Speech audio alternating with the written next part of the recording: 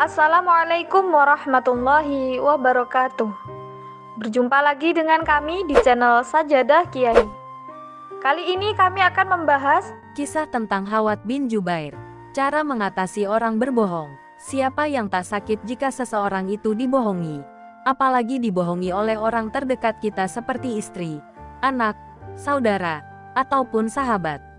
Mungkin jika kita dibohongi oleh orang terdekat akan merasa sakit hati. Memang itu wajar dan mungkin akan membenci mereka. Lebih baik jangan seperti itu, karena sulit sekali nantinya mereka akan mengakui dan menyesali perbuatannya. Ada kisah menarik Nabi Muhammad SAW dengan Hawat yang diriwayatkan oleh Ibnu Tabrani dalam Al-Mujam Al-Kabir, Abu Nuaim Al-Ashbahani dalam Marifah Al-Sahabah. Begini kisahnya, Zaid bin Aslam menyampaikan bahwa Hawat bin Jubair bercerita, kami bersama Rasulullah SAW berhenti di Mar Az-Zahran. Aku keluar dari tendaku. Aku lihat para wanita yang sedang berbincang. Mereka membuatku kagum. Maka aku kembali dan mengambil tas. Darinya aku keluarkan pakaian yang bagus untuk aku pakai. Aku datangi mereka dan duduk bersama mereka. Rasulullah SAW terlihat keluar dari tendanya. Beliau bertanya, Abu Abdillah, apa yang membuatmu duduk bersama mereka? Maka ketika aku lihat Rasulullah SAW, aku merasakan kewibawaan beliau. Dalam keadaan aku panik, aku jawab, ya Rasulullah, untaku lepas. Aku sedang mencari tali kekangnya, tapi ia pergi. Aku pun mengikutinya. Beliau melemparkan seledangnya kepadaku dan masuk ke antara pepohonan. Aku seperti bisa melihat putih perutnya di antara hijaunya pepohonan. Setelah selesai buang air, beliau pun berwudu. Air nampak mengalir dari jenggotnya ke dadanya. Beliau mendatangiku dan bertanya, Abu Abdillah, bagaimana kabar untamu yang lepas? Kami pun berangkat melanjutkan perjalanan. Tidaklah beliau menemuiku di sepanjang perjalanan kecuali berkata, Assalamualaikum Abu Abdillah, bagaimana kabar untamu yang lepas? Ketika aku merasakan ketidaknyamanan itu, aku bersegera masuk ke kota Madinah, menghindari masjid dan menghindari duduk bersama Nabi SAW. Begitulah berlalu beberapa lama, hingga ketika aku lihat masjid sedang kosong, aku pun masuk ke masjid. Aku salat. Tiba-tiba, Rasul terlihat keluar dari salah satu kamarnya. Beliau salat 2 rakaat singkat. Aku memperpanjang salatku dengan harapan beliau pergi dan meninggalkan saya.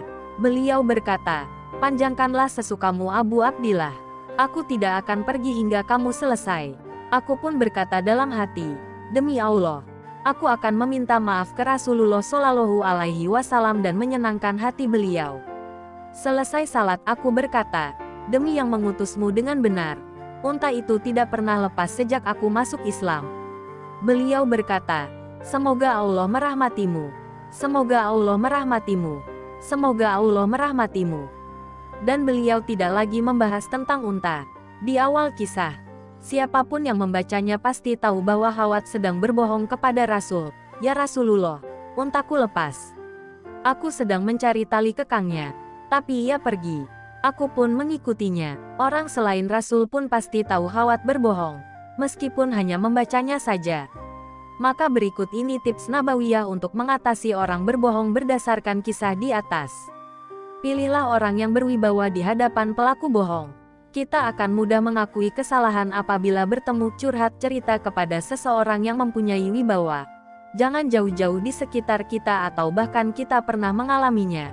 Apabila kita melakukan kesalahan tidak memakai kelengkapan berkendara, helm, SIM, motor bodong, apabila bertemu polisi kita pasti akan takut. Karena mereka mempunyai wibawa. Dalam kisah ini seperti kalimat Hawat bin Jubair bahwa sekadar melihat Rasul, pancaran wibawa itu telah menegurnya tanpa kata. Jangan menjatuhkan harga dirinya. Dalam kisah ini Rasul tidak menegur Hawat di hadapan para wanita itu. Rasul juga tidak mendesak dengan kalimat yang menjatuhkan. Saat Hawat menjawab dengan panik, jadikan jawaban bohong itu sebagai pintu teguran berulang kali. Rasul seakan percaya kalimat Hawat. Karena belum juga ada bukti yang menguatkan bahwa Hawat bohong. Saat Rasul berkali-kali menanyakan jawaban Hawat tentang unta yang lepas, sesungguhnya itu teguran Rasul. Dan Hawat merasakan itu. Sabarlah. Mungkin tidak tuntas sehari.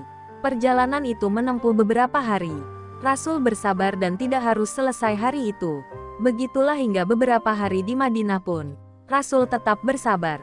Tunggu waktu yang tepat untuk menuntaskan. Rasul tahu persis bahwa Hawat sudah merasa bersalah besar.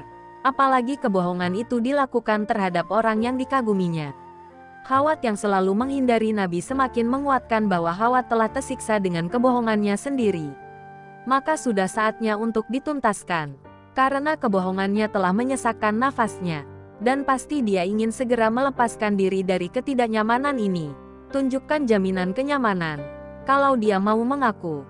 Di tengah Hawat ingin segera melepaskan diri dari belenggu bohong. Dia menemukan oase nyaman untuk mengakui kesalahan. Bagaimana tidak?